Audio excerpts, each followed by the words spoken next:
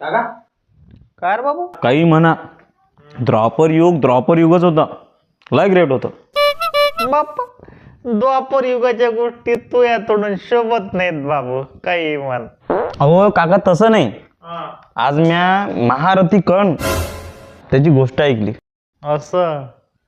आपला मित्र अधर्मी पापी असून सुद्धा त्यानं त्याची शेवटपर्यंत साथ नाही सोडली. ते आहे. काका तुम्हाला सांगतो, असं व्यक्तिमत्व या कलियुगात होणेच नाही. असं नाही बाबू पेंट्या. या कलियुगात बी असं एक व्यक्तिमत्व आहे की तो मित्र किती खोटा असू दे, पापी असू दे, अधर्मी असू दे, पण शेवटपर्यंत त्याचा साथ सोडत नाही. बापा, असं कोण आहे? आपले कोर्टातले वकील. या बुड्याच्या नादीच नाही लागणं परवडत.